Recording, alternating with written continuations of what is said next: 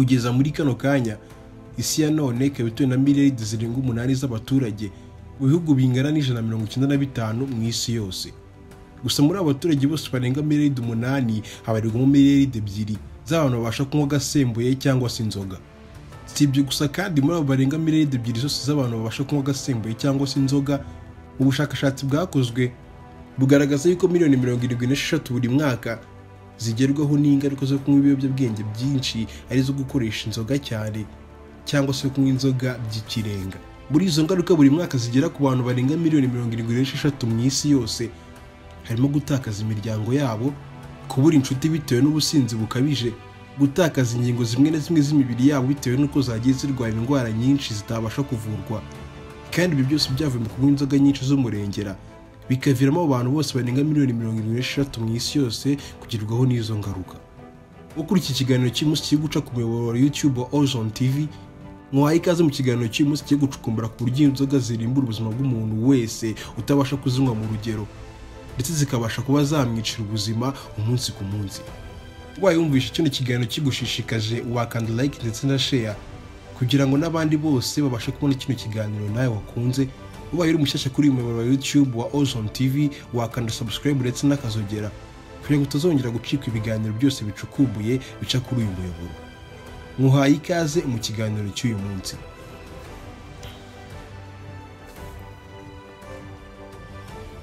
Tugendeye ku mudokiteri witwa Samuel Bell, akaba ari umunyamerika w'umuhanga mu by'ubuzima ndetse akaba yigisha muri University ya Oregon mu gihugu cyo muri Leta Zunze Ubumwe za Amerika. Uyu mudokiteri mu by'ubuzima Samuel Bell akaba yarakoze ubushakashatsi ku nzoga n'ingaruka zose zigerwaho n'abantu bazinywa batazinywa mu rugero. Ubushakashatsi yakoze mu mwaka wa 2021 yatangaje yuko abantu bose banywa inzoga bitari mu rugero 76% bose babasha kugerwaho n'ingaruka ziba zivuye mu businzi bwo kunywa izo nzoga, yaba ari ukubura imiryango yabo, kudacunga neza amafaranga bakorera cyangwa se umutungo wabo umunsi ku munsi bitewe n'uko banywa inzoga nyinshi z'umurengera. Ibi bikabaviramo n'iyangirika ry'imibiri yabo bitewe n'inzoga zikabije banywa. Reka turebere hamwe ukuntu inzoga zangiza umubiri w'umuntu zikinjira mu mubiri.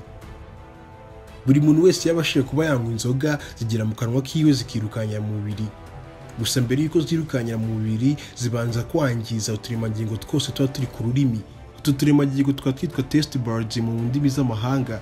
Gusa utu turemangingo akaba ari two duha ubushobozi ururimi rw'umuntu wese kuba yabasha gutandukanya buri kintu cyose kise mu kanwa kiwe, akumva nimba kiryoshye, kibishye, gifite umunyu cyangwa se amavuta.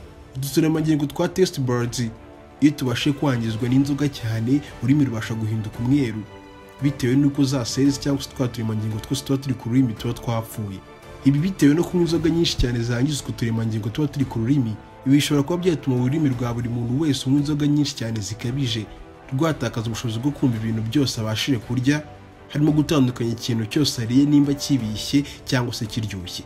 Iyi akaba ari ingaruka ya mbere iterwa no kunywa inzoga nyinshi, bishobora kuba byatuma buri muntu wese unywa inzoga nyinshi ururimi rwe rutakaza ubushobozi bwo kumva no gutandukanya buri kintu cyose amaze kurya.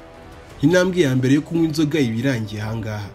Iyo zikiva mu kanwa zihita zirukira mu gifu vuba na bwangu.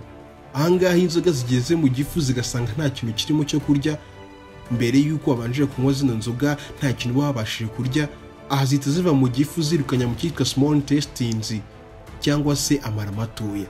Iyo zikimara kuva mu mara matoya zihita zirukanyira mu maraso, ahangaha akaba ariho zibasha kwangiza umubiri wawe gake gake. Ibi ngibi bitandukanye no kunywa inzoga wabasha kugira ikintu bwa mbere urya.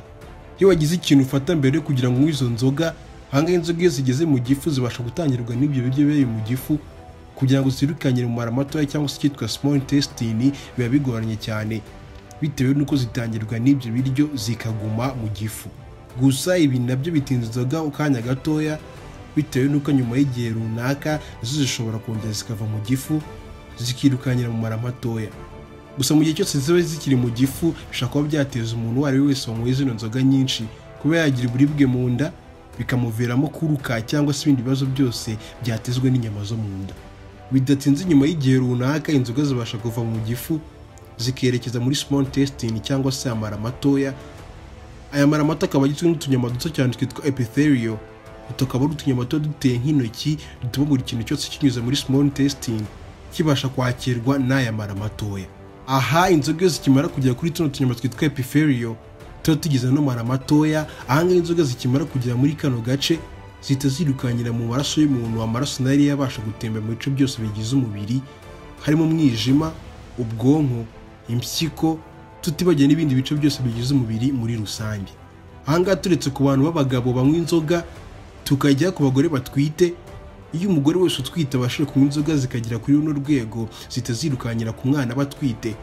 Hariyo mpamvu abagore bose batwite babuzwa kunywa inzoga cyangwa se kunywa ibindi bisindisha ibyo ari byo byose.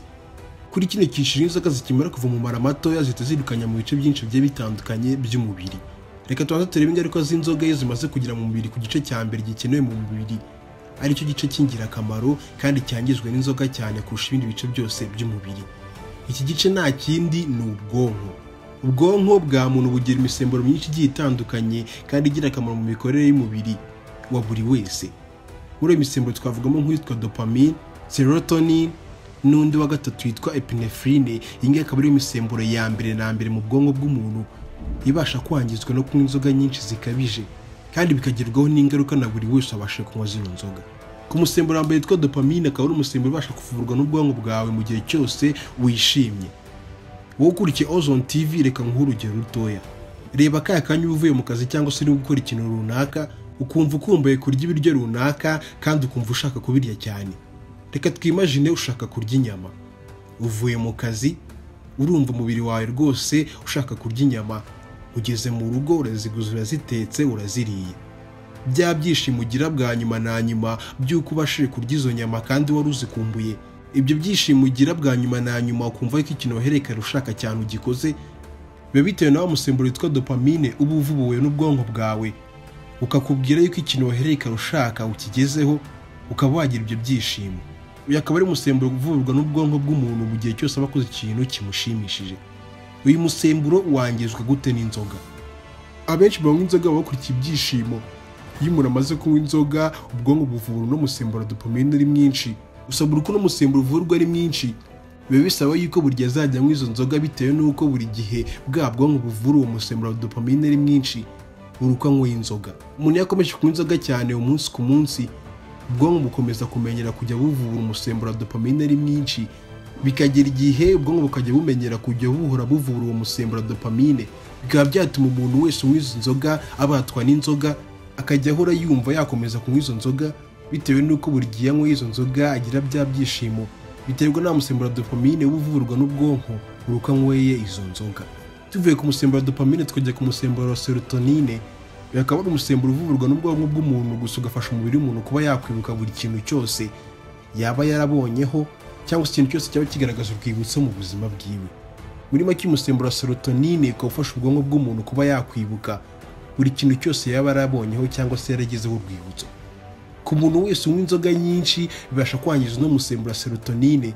Uyu musemburo mu buryo wavurwaga mu mutwe bitangira kugabanuka, bikaba byateza buri muntu wese unywa inzoga nyinshi cyane z'umurengera kuba yatangira kujya yibagirwa cyangwa se akagira ibyo bibazo byo kwibagirwa.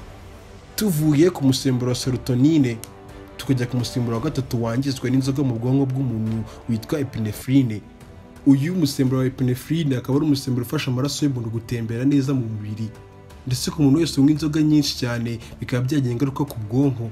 Uyu musemburo ukajya uvurwa gake cyane bishoboka mu mubiri, bikaba byateza ko buri muntu wese unywa inzoga nyinshi zikabije kuba yarwara umuvuduko w'amaraso, byamuviramo n'umutima.